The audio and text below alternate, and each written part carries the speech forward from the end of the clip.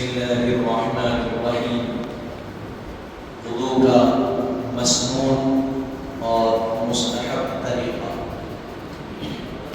وضو کرنے کا طریقہ یہ ہے کہ پہلے کسی برتن میں پانی لے کر اونچے مقام پر قبلے کی طرف روح کر کے بیٹھیں اور وضو کی نیت کریں۔ بتلایا جا رہا ہے کہ وضو کا مسنون اور مستحب طریقہ کیا ہے۔ تو کہہ رہے ہیں پہلے کسی برتن میں پانی لے کر اونچے مقام پر قبلے کی طرف منہ کر کے قبلے کی طرف چہرہ کر کے بیٹھ جائیں اور وضو کی نیت کریں۔ وضو کی نیت کیا ہے؟ بسم اللہ والحمد للہ علی دین الاسلام۔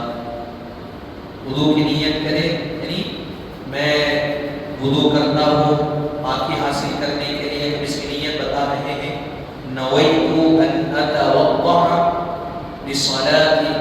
للصلاة تقربا الى اللہ تعالی۔ وضو کی نیت کیا ہے؟ نویت ان اتوضا، یعنی میں وضو کرتا ہوں للصلاة، نماز کے لیے، تقربا الى اللہ تعالی، اللہ کا قرب حاصل کرنے کے لیے۔ نویت نیت کرتا ہوں، ان اتوضا، کہ میں نے وضو کا ارادہ کیا نماز کے لیے، اللہ تعالیٰ کے نزدیکی حاصل کرنے کے لیے۔ نویت ان اتوضا، اس کو یاد کر لیجیے، نویت ان اتوضا للصلاة تقربا الى اللہ تعالی۔ نویت ان اتوضا للصلاة تقربا الى اللہ تعالی، یہ وضو کی نیت۔ اگر عربی میں یاد نہیں ہوئی تو اتنا کہ میں نماز کے لیے وضو کرتا ہوں اللہ کا قرب حاصل کرنے کے لیے، کافی۔ پھر اس کے بعد نیت ہو گئی۔ نیت کرنے کے بعد بسم اللہ والحمد للہ علی دین الاسلام، یہ پڑھ لینا چاہیے۔ بسم اللہ آسان، بسم اللہ والحمد للہ علی دین الاسلام، یہ پڑھ لینا۔ اور دائنے چلو میں پانی لے کر دونوں ہاتھ پہنچوں تک دھو لیں، یعنی پانی لیں گے۔ مسنون اور مستحب طریقہ ہے، وضو کے فرائض تو 4 ہے، یہ پورا طریقہ بتلایا جا رہا کہ داہنے ہاتھ کے چلو میں پانی لیں گے، لے کر دونوں ہاتھوں کو پہنچوں تک 3 دفعہ دھوئیں۔ کتنے دفعہ؟ دونوں ہاتھوں کو پہنچوں تک، یہ کلائی جس کو بولتے پہنچا، وہاں تک 3 دفعہ دھوئیں گے۔ اب یہ انگلیوں کے درمیان کا جو حصہ ہے، جس حصے میں پانی آسانی سے نہیں پہنچتا، وہاں پانی پہنچانا آپ کی میری ذمہ داری ہے، یعنی وضو کرنے والے۔ پھر داہنے چلو میں پانی لے کر 3 دفعہ کلی کریں۔ پھر کیا کریں گے؟ داہنے یعنی سیدھا، چلو کہتے ہیں اس حصے، سیدھے ہاتھ کے اس حصے میں پانی لیں گے، 3 دفعہ کیا کریں گے؟ کلی کریں گے۔ پہلے 3 دفعہ ہاتھ دھو لیے، پھر 3 دفعہ کلی اس طرح کریں کہ پانی حلق تک پہنچ جائے۔ کلی کس طرح کرنا؟ پانی حلق تک پہنچنا، بشرط ہے کہ روزہ دار نہ ہو۔ اگر روزے میں ہے تو ایسا نہیں کریں گے، روزے میں ہے تو صرف منہ میں پانی لیں گے، کلی کر دیں گے دانتوں تک، لیکن روزہ نہیں ہے تو پورا حلق تک پانی پہنچانا۔ کلی کرتے وقت مسواک کریں۔ کلی کرتے وقت کیا کرنا؟ مسواک کرنا۔ اگر مسواک نہ ہو تو کلیمے کی انگلی ہی سے دانتوں کو مل لیں، اس انگلی سے دانتوں کو کیا کر لینا؟ مل لینا، یہ سنت ہے۔ پھر اس کے بعد 3 دفعہ داہنے ہاتھ سے ناک میں پانی پہنچائے۔ 3 دفعہ داہنے ہاتھ کی چلو میں پانی لے کر ناک میں پانی پہنچانا، اور بائیں ہاتھ سے اس کو صاف کرے۔ بائیں ہاتھ اس انگلی سے بتایا گیا، ناک کے اندر کے حصے کو اچھی طریقے سے صاف کرے، اور ہر دفعہ ناک چھڑکتے جائیں، ہر دفعہ ناک بھی چھڑک دے، ناک بھی صاف کر لے۔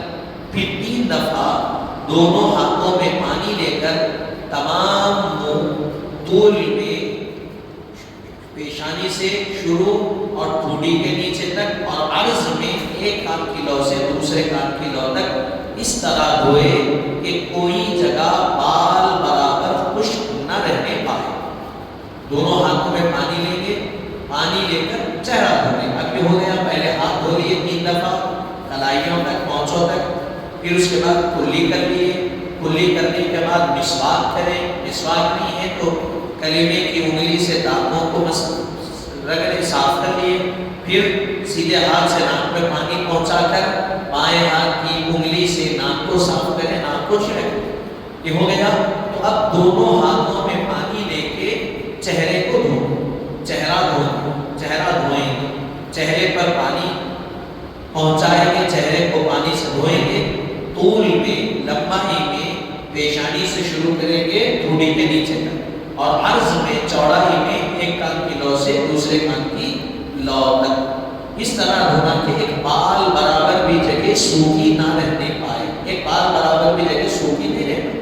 اگر داڑھی ہو تو داڑھی کا اچھی طرح خلال کریں، داڑھی ہے بڑی تو خلال کرنا، یعنی داڑھی کے اندرونی حصے تک پانی پہنچانا، پھر 3 دفعہ ہاتھ، پھر 3 دفعہ دونوں ہاتھ انگلیوں کی طرف سے کونیوں تک دھوئیں، پہلے دایاں ہاتھ پھر بایاں، چہرہ دھو لیے 3 دفعہ، داڑھی کا خلال کر لیے، سب کر لیے، پھر اس کے بعد سیدھے ہاتھ میں انگلیوں کی، ذہن میں رکھنا، وضو کرتے وقت پانی انگلیوں کی طرف سے کونیوں تک جانا، نل کے نیچے لگا کہ کونی سے نیچے آ رہے ہیں، انگلی کے لیے چلوں میں پانی لے لیے، اس طرح بہا کر یہ انگلیاں بتلایا گیا اس کا طریقہ، یہ جو انگلیوں کا حصہ ہے اس کو یہ پیچھے کی جانب لے جانا کونی کے اوپر تک، اور یہ ہتھیلی کے حصے سے ایسا لانا، ایسا لے کے ایسا لانا، یہ انگلیوں کو لے کے یہ لا دیا، اس طرح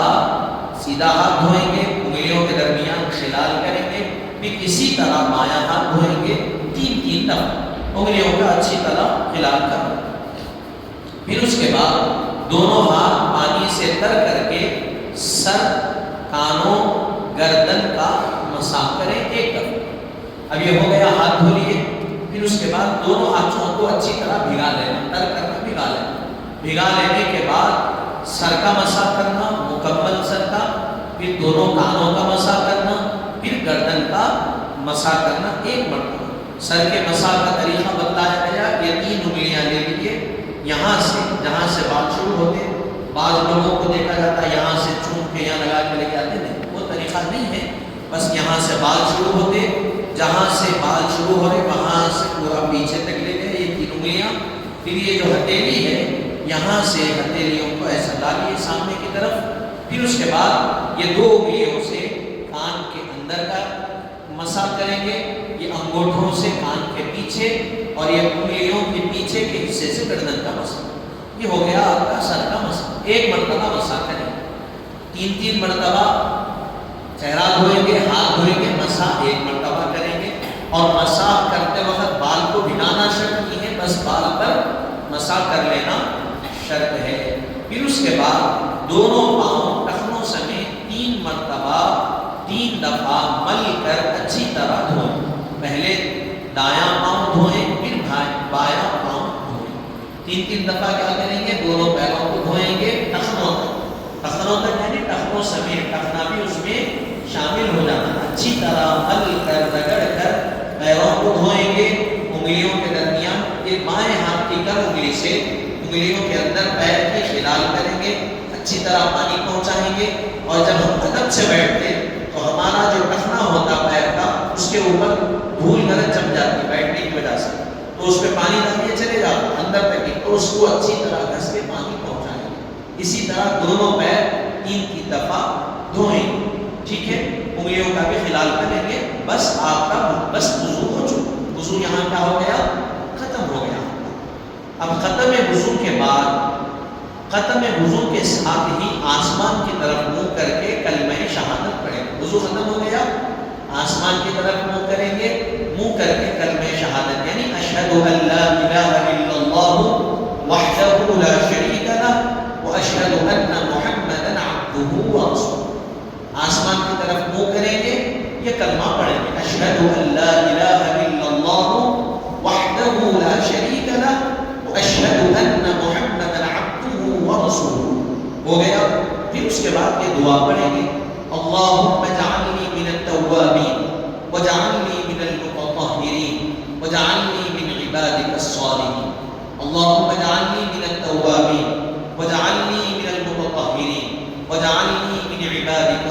ابراہیم، پھر اس کے بعد پڑھیں گے سبحانک اللہم وبحمدک اشہد ان لا الہ الا انت استغفرک واتوب الیک۔ یہ پڑھیں سبحانک اللہم وبحمدک اشہد ان لا الہ الا انت استغفرک واتوب الیک۔ یہ ہو گئے، یہ دو دعا پڑھیں گے، کلمہ شہادت پڑھیں گے۔ نیز سورہ قدر یعنی انا انزلناہ فی لیلۃ القدر وما ادراک ما لیلۃ القدر لیلۃ القدر خیر من الف شہر تنزل الملائکۃ والروح فیہا بإذن ربهم من کل امر سلام ہی حتی مطلع الفجر۔ یہ بھی پڑھیں۔ اثناء وضو میں بھی ہر عضو کو دھوتے وقت خاص خاص دعائیں ہیں اور درود شریف پڑھتا جائے۔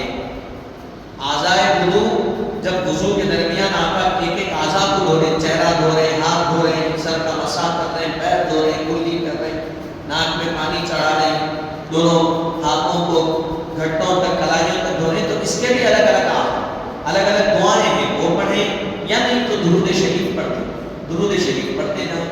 وضو کی خاص دعا اور مستحبات وضو کے بیان میں درج ہے۔ وضو کے وقت اس کا لحاظ رکھے کہ ایک عضو دھونے کے بعد اس کے خشک ہونے سے پہلے دوسرا عضو دھونے لگ جائے۔ وضو میں اس چیز کا خاص خیال رکھنا چاہیے کہ ایک اعضا کو دھو لیے تو اس کے سوکھنے سے پہلے دوسرے اعضا کو دھو لینا چاہیے۔ مثال کے طور پہ ایک ہاتھ دھو لیے، اب اتنا وقت دے دیں کہ وہ ہاتھ سوکھ گیا پھر دوسرا دھونے تو نہیں، پہلے ہاتھ دھوئے تو وہ ہاتھ کی تری باقی رہنا، ہاتھ کا کچاپن باقی رہتے ہوئے دوسرا ہاتھ دھوئے۔ یعنی ایک ایک وضو ایسا نہیں کرنا کہ جس میں تاخیر ہو، جلدی جلدی کرنا، جلدی جلدی یعنی ایسا بھی نہیں کہ وضو کے طریقے چھوٹ جائے، اطمینان کے ساتھ کیا جائے، لیکن جیسے ہی ہاتھ یہ ختم ہوا اس کا دوسرا ہاتھ شروع کر دیں گے، یعنی ایک سے دوسرے کو نسبت باقی رہنی چاہیے۔ نیز اعضائے وضو پر اگر کوئی ایسی چیز ہو جس کی وجہ سے پانی جسم تک نہ پہنچ سکے، مثلا موم یا چربی یا انگلی میں تنگ انگوٹھی وغیرہ، تو اس کو دور کر دے، یا انگوٹھی وغیرہ کو حرکت دے کر اندرونی سطح جسم تک پانی پہنچا دے، ورنہ وضو نہیں ہوگا۔ جسم پر کوئی چیز لگی ہوئی ہے، کون سی چیز تو بتا رہے ہیں، موم موم بتی جو جلاتے اس کا جو گرتا وہ لگا ہوا تو پانی اس پہ ڈال دیا، اوپر سے چلا۔ چربی لگی ہوئی ہے، چربی پہ بھی پانی نہیں روکتا۔ تیل ہے تو بتلایا گیا تیل میں پانی اندر تک پہنچتا، اس کی ڈال، لیکن بہتر یہ ہے کہ تیل بھی ہے تو بہتر یہ ہے کہ اس کو بھی صاف کر دیا۔ حالانکہ تیل کے ساتھ وضو ہو جاتا، تیل لگا ہوا کوبرے کا تیل سب کو لگا دینا، وہ تیل ہے تو ہو جاتا، لیکن بہتر یہ ہے کہ اس کو بھی صاف کر دیا جائے۔ چربی ہے تو وہ تو بالکل پانی نہیں لیتا، اور موم ہے تو اس سے بھی پانی نہیں پہنچتا، تو ان دونوں کو کیا کریں گے، اگر ایسی کوئی چیز لگی ہے تو پہلے اس کو دور کر لیں گے، پہلے اس کو ہٹا لیں گے، پھر اس کے بعد اس اعضاء کو دھوئیں گے۔ اور انگوٹھی، ہاتھ میں انگوٹھی پہنے ہوئے ہیں اور انگوٹھی بالکل تنگ ہے تو تنگ انگوٹھی میں پانی نہیں پہنچتا، لیکن انگوٹھی حرکت دے رہی ہے یا انگوٹھی ہلکی ہے تو پانی پہنچ جاتا، بس انگوٹھی کو پھرا لینا ہاتھ میں کافی، اگر تنگ ہے تو پھر نکال کے وضو کرنا، پہن لینا، ٹھیک ہے۔ اگر ایسا نہیں کریں گے تو وضو نہیں ہوگا، اگر ایسا نہیں کریں گے، تنگ انگوٹھی ہے پہن کر وضو کر لیے، وضو نہیں ہوگا۔ پھر اس کے بعد بتا رہے ہیں کہ تب بھی وضو کا طریقہ جو بیان کیا گیا ہے فرض، سنت، مستحب سب امور پر مشتمل۔ اب یہ جو وضو کا طریقہ بتلایا گیا اس میں فرض بھی شامل ہے، سنت بھی شامل ہے، مستحب، سارے امور کو ایک جان کر کے بیان کر دیا، ٹھیک ہے۔ اب اس میں فرائض کیا ہے آپ کو آگے بتائیں، یہ سارے امور پر مشتمل وضو کا مضمون طریقہ ہے۔ اب ہر ایک امر کو جدا جدا بیان کیا جاتا ہے تاکہ بآسانی معلوم ہو سکے کہ وضو کیا ہے اور کیا چیزیں وضو میں فرض ہیں۔ اب آگے کیا کریں گے، وہ لکھنے والے صاحب کتاب اب وضو کے فرائض لکھیں گے، پھر سنتیں لکھیں گے اور مستحبات لکھیں گے۔ کیونکہ اب آپ کو وضو کا طریقہ معلوم ہو گیا تو اب آپ کو ذہن میں ہاں یہ چیزیں فرض ہیں، یہ چیزیں سنت ہے، یہ چیزیں مستحب، ٹھیک ہے؟ تو پھر آگے بتا رہے ہیں جن کے ترک کرنے سے وضو نہیں ہوتا، اور کسی چیز سنت ہے، اور کون سی چیز سنت ہے؟ جن کے ترک کرنے سے وضو تو ہو جاتا ہے مگر نقص رہ جاتا ہے اور گناہ عائد ہوتا ہے، اور کوئی مستحب ہے جس کے ترک کرنے سے گناہ نہیں لیکن کرنے سے ثواب اور وضو کی پوری مکمل تکمیل ہو جاتی ہے، وضو پورا مکمل ہوتا ہے۔ بتلا رہے ہیں وضو میں فرض ترک ہو گیا، وضو نہیں ہوا، بتلا دیا آپ کو طریقہ۔ اب فرائض بتائیں، کوئی فرض ترک ہو گیا تو وضو نہیں ہوا، وضو کے سنتوں میں سے کوئی سنت ترک ہو گئی تو وضو تو ہو جاتا ہے لیکن وضو میں کمی باقی رہ جاتی، نقص باقی رہ جاتا، جس کی وجہ سے گناہ بھی عائد ہو سکتا۔ یہ پھر اس کے بعد مستحب بتلا رہے ہیں کہ کوئی مستحب چیز ترک ہو گئی تو گناہ نہیں ہے، لیکن اگر کر لیا جائے تو ثواب ملے گا اور وضو مکمل پورا ادا ہو جائے گا، یہ ہے مستحب۔ اب بتلا رہے ہیں وضو کے فرائض مختصر سے۔ وضو میں 4 چیزیں فرض ہیں۔ وضو میں کتنی چیزیں فرض ہیں؟ 4۔ تو پہلی چیز بتلا رہے ہیں تمام منہ کا، تمام چہرے کا دھونا وضو میں فرض ہے۔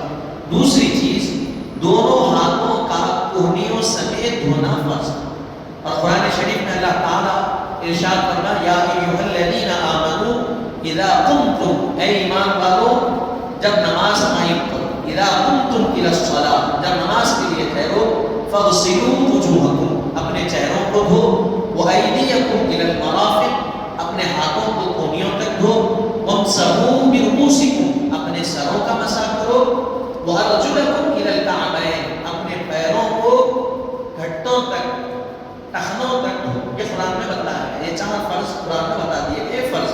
اب اس کے علاوہ جو کچھ وضو میں ہے وہ سنت ہے، کلی کرنا، ناک میں پانی چڑھانا، مسواک کرنا، ہاتھ دھونا، یہ ساری چیزیں کیا ہے؟